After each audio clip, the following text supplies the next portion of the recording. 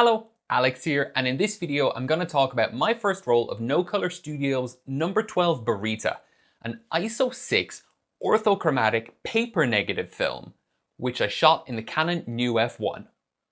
Let's get into it.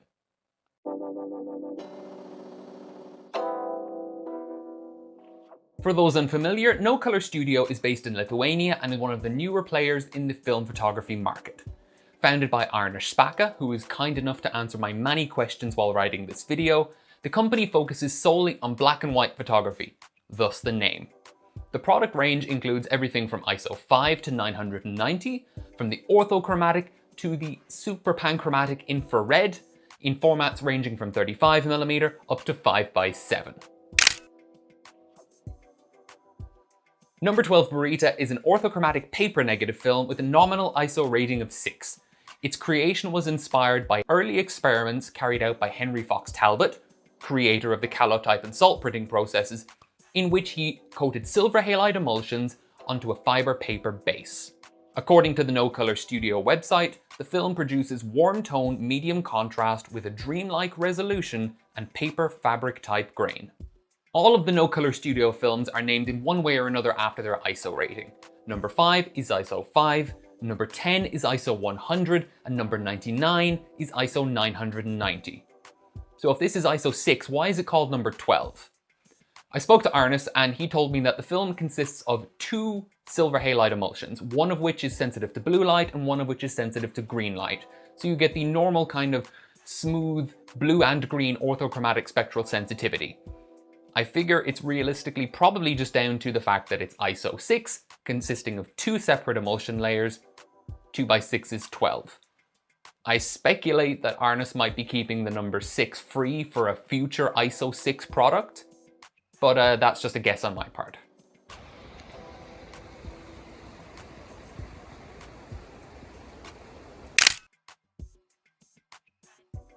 No.12 Baryta is available in 35mm as well as 4x5 and 5x7 sheet film formats.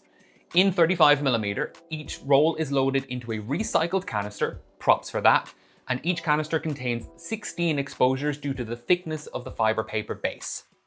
Because they are recycled, the canisters are not DX coded.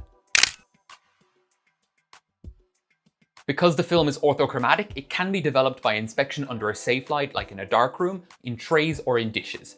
I chose to develop it on a reel, just a normal Patterson reel, and that was fine as well. Both paper and film developers are supported as per the datasheet, and there are quite a few options that are specified by Arnis, but realistically, we're talking black and white film. You could use just about anything if you're willing to experiment and figure it out. Development in the standard black and white chemical process using either a film or paper developer yields negatives, which must be inverted either during the scanning or printing process to yield your final positive images. And yes, you can print with Baryta in the darkroom. I shot this roll of film over the course of a couple of days in my Canon F-1 with the new FD 50mm f1.4 and 28mm f2.8 lenses.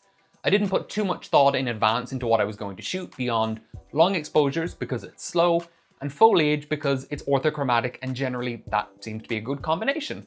So I went to a local park at the weekend and then finished the roll, in work during the rest of the week.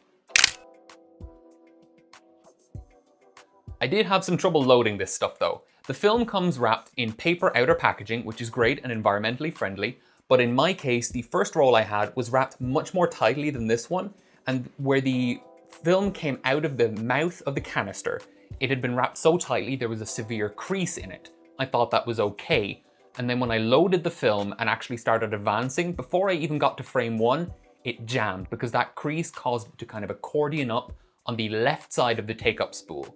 So I decided to just open the back. I mean, it's not that like there's going to be a light piping with a paper base. Sacrifice a couple of frames and show you what happens so you can see where it kind of bundled up. And then I just cut it, made my own new leader from scratch and just loaded it again. It cost me 3 frames worth, so I got 13 frames instead of 16, which isn't the end of the world.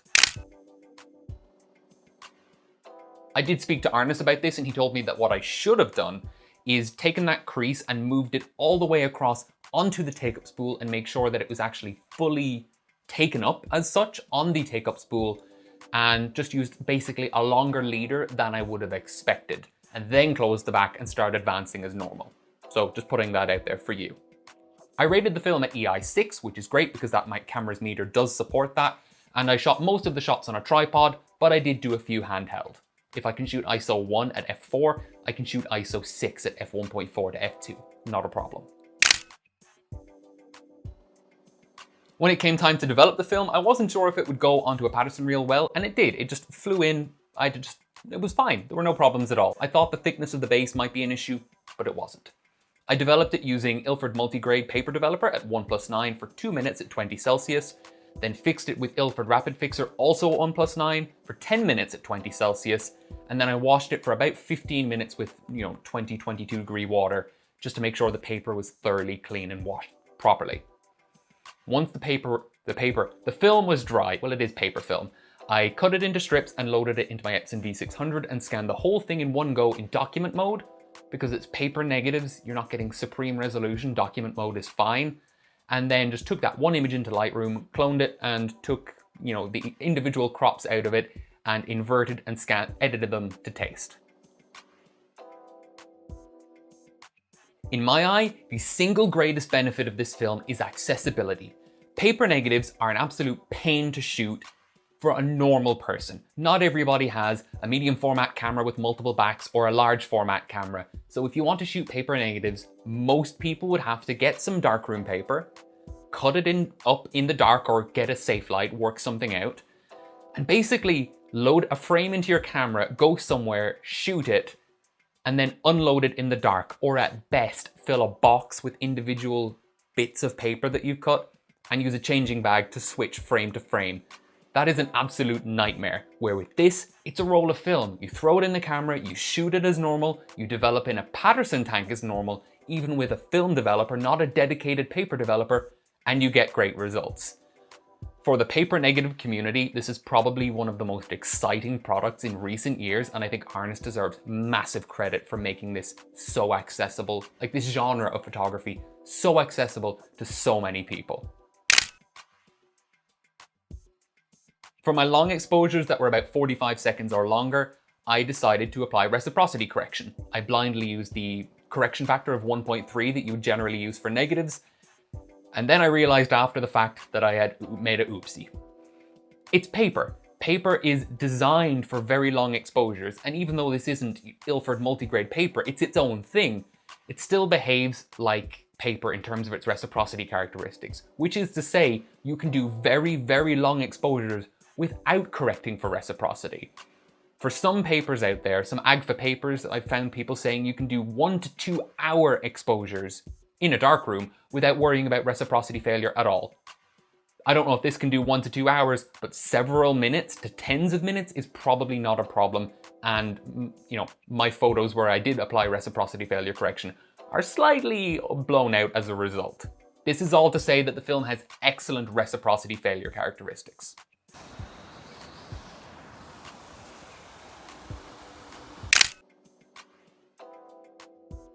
Lastly, this is subjective, but I do think that the dreamy look works really well. There's one shot in particular, which we'll get to in the deep dive, where I shot with the 50mm at 1.4, where it's a bit soft and glowy, and those two things worked together and made a really nice, dreamy kind of looking image. It's not going to be for everybody, but I think the look is quite nice. And as far as the non-standard, this isn't a gimmicky film, but compared to some of the gimmicky things that I have covered on this channel, this is a lot more generally applicable and palatable, I would say, to most. Two things outright that, require a bit of you managing your expectations. Firstly, 16 exposures per roll is not a lot, but the paper base is a lot thicker than your cellulose triacetate or polyester base for a film, so you're not getting 36 or 24 exposures. Deal with it. The other thing is the resolution. It is a paper negative film, so it's limited by the inherent density of the fibers in the paper base itself. So resolution in absolute terms is quite poor. But that's not really what paper negative photography is about necessarily. Yeah, you can get a lot better resolution if you shoot a 4x5 or 8x10 inch sheet of paper negative in a camera. This is 35mm. What do you expect? Both of those are technically cons, but with managed expectations, I think we can kind of cross them off the list, but I feel it's worth mentioning them. Exposure latitude isn't very good, and it does behave maybe more like Kodak Ektar or a very good slide film than it does like a black and white negative film. As you overexpose, your highlights tend to clip quite quickly, and as you underexpose, minor mechanical imperfections in the paper base itself become prominent and kind of dominate the shadowy areas of your image. It's not bad, but it's not going to be as good as FP4, HP5, or Tri-X in that regard. Arnest describes the film as having medium contrast, and I'm not sure I agree there. I would say that the contrast is quite high. A lot of these shots were taken under overcast conditions, and the contrast is still very high. Even the shots that were taken under direct sunlight, even when everything is in light and there's not really a lot of contrast in the scene because it's quite evenly lit, contrast is still pretty high. Arnest did tell me that because it has the blue sensitive layer and green sensitive layer, you could use a yellow filter to block out light from hitting the blue sensitive layer and only expose the green sensitive layer. At a very broad level, green sensitive layers are lower contrast and blue sensitive layers are higher contrast. That is a gross oversimplification, but it makes sense that if you were to use a yellow filter and not expose the blue sensitive layer, you could reduce the contrast of your scene to be within the film's dynamic range and kind of rein it in a little bit and get more manageable images. But that does come at the cost of using the filter and some number of stops of exposure compensation, reducing your overall sensitivity even further below ISO 6. Lastly, not every camera can be used with this film. Due to its thickness and just the general properties of the paper, cameras with an electronic auto advance cannot be used, and you have to use a camera where you have a manual advancing lever. So something like the new F-1, not something like the Hasselblad X-Pan 2. A normal mechanical SLR or mechanical rangefinder is required, and that just limits the number of cameras that could be used with this stuff. It would be nice in principle to shoot panoramic photos with the X-Pan with it, but I can't do that. I just realized that all three of my favorite shots from this roll were shot with the new FD 50mm f1.4, so there we go. This first shot was a close-up of part of a stump that I found in the middle of the park where I tried to shoot it with the 28mm and get the trees surrounding it. That wasn't going to work. I would have needed something much wider to make that shot work, so I went in for a close-up instead. I found this nice section of mushroom kind of sticking out over this gap between two big roots, in between which a bunch of leaves had accumulated and then dried out into this crunchy mess. There are a lot of textures in this picture, also hashtag bark posting. It just works nicely. It's a very textured photo, the contrast isn't excessive and it is blown out a little bit in certain parts, but it's nice. I think it came out quite well, and I'm probably happier with this than I would have been with the originally planned shot of the stump surrounded by trees. This is the dreamy shot that I referenced earlier. It's a motorcycle near my work, nice Indian motorcycle, shot with the 50mm, wide open at f1.4, and it just came out quite nicely. It's got that soft ethereal glow to it, and the highlights are blooming a little bit, which works quite well, although, you know, more resolution would have been nicer. That's more the lens than the paper in this particular case. I would have preferred if the curb weren't there in the background, just by the exhaust, but I can't dictate where this guy parks his motorcycle, so whatever. Still, it's a nice photograph, and I've shot this bike quite a few more times since.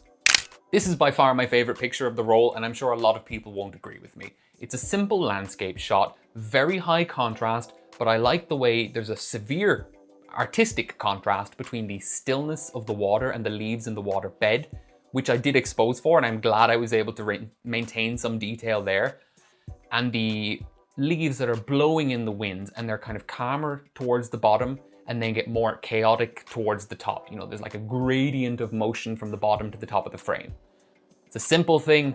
I really do like it though, and I'm happy with how this shot came out. I've gone back and shot this particular patch, I think 3 times now, including this time.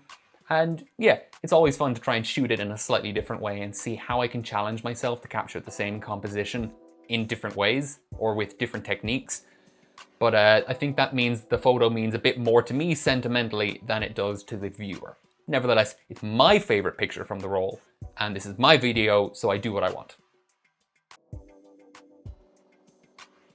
Who is this film for, and would I recommend it then? If you're interested in paper negative photography and don't want to buy the whole darkroom equipment setup to get into that, now you don't have to, and you can try this realm of photography and develop it with your normal equipment that you already have.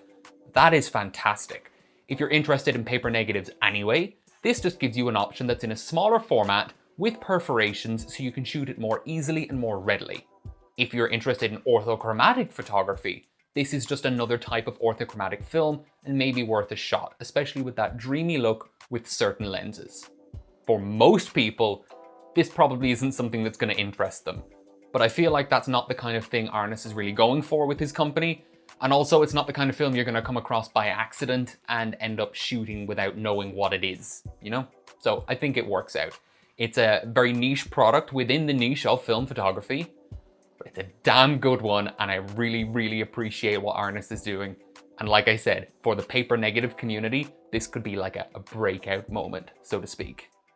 That's all I have to say for this video, so stay safe and bye-bye for now. If you don't already, follow me on Instagram at chaka1277 for new pictures every day. If you like this video and enjoy what I do on the channel, please consider subscribing or checking out my Patreon, where the tiers start at just €1 per month.